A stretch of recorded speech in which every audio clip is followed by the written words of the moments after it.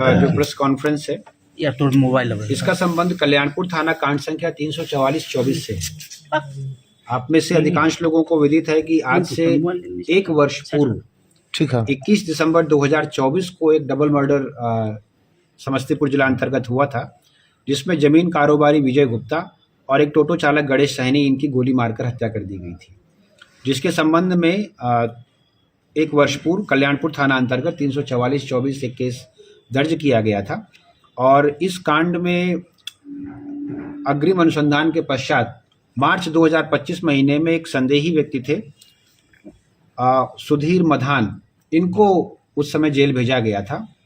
ये जब घटना कारित हुई थी तो जो मृतक थे उनके साथ उसी टोटो पर सवार थे, लेकिन संभवतः कुछ साक्ष्यों की कमी रहने की वजह से इनको जल्दी से जमानत मिल गई थी और ये केस हम लोगों के लिए चैलेंज बना हुआ था। तो आज इस कांड का जो उद्भेदन हुआ है, इसी के संबंध में ये प्रेस ब्रीफ हम लोग आयोजित कर रहे हैं। इस कांड के उद्भेदन में हम लोगों को लोकल जो हम लोगों के ऑफिसर्स हैं वो तो तब से लगे ही हुए थे, लेकिन एसटीएफ से भी बहुत महत्वपूर्ण सहयोग मिला है, जिसके लिए हम लोग उनका धन्यवाद ज्ञापन करते हैं।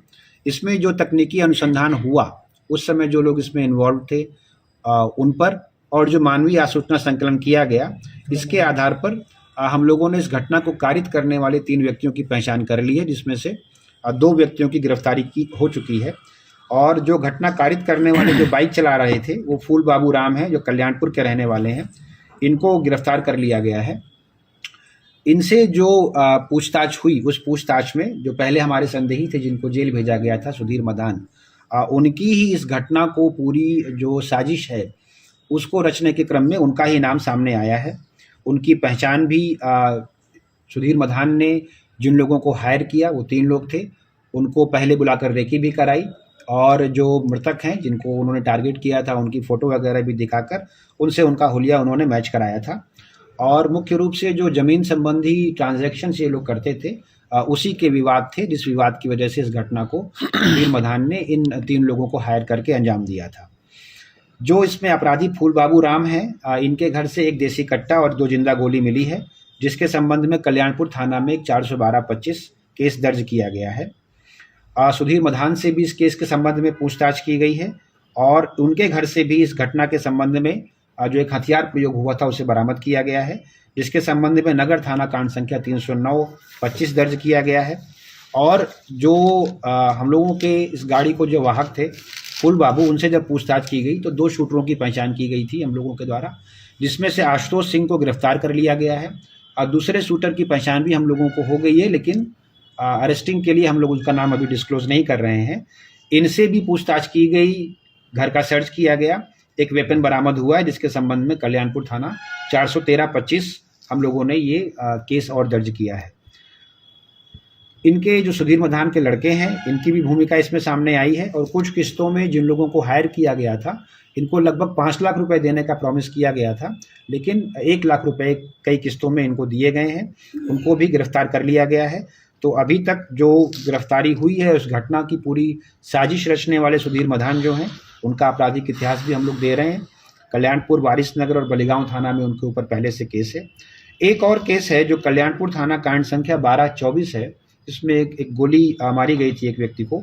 यह कांड भी जांच में चल रहा था और इसमें भी कुछ लोगों का नाम संदेह के आधार पर आया था।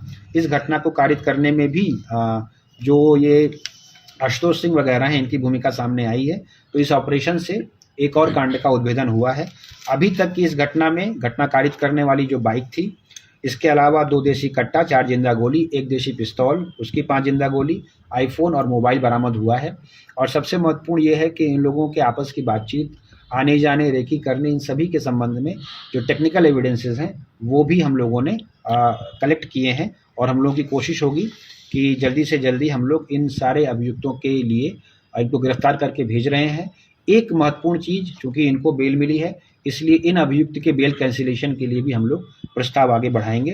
जो छापामारी दल है इसमें यहाँ पर सीआई सदर हम लोगों के साथ हैं, एसएचओ टाउन भी हम लोगों के साथ हैं। कल्याणपुर की जो टीम है, एसएचओ कल्याणपुर के नेतृत्व में, वो अभी बहुत सारा काम अभी कर रहे हैं, इसलिए यहाँ पर उपस्थित नहीं हो पाए हैं।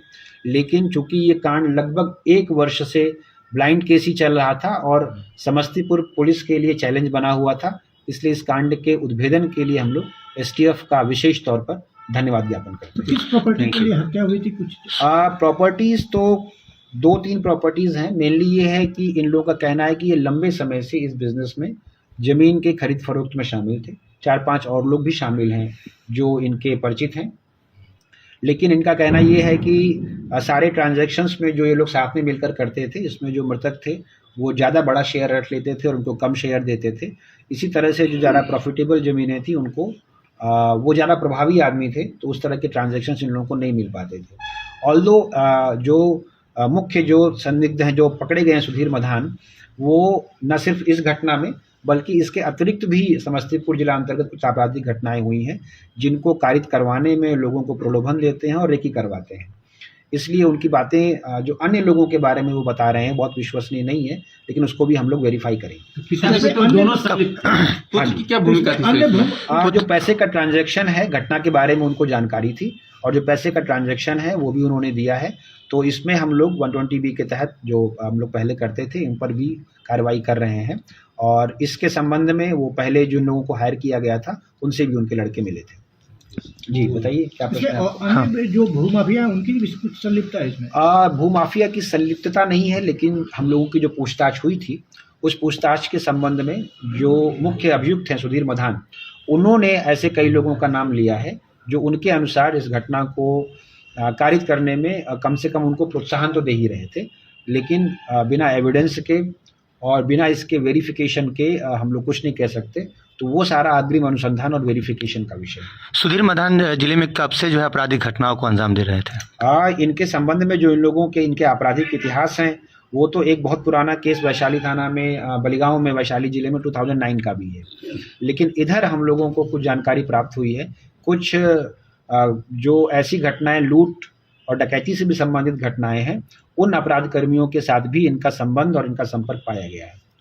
Thank you.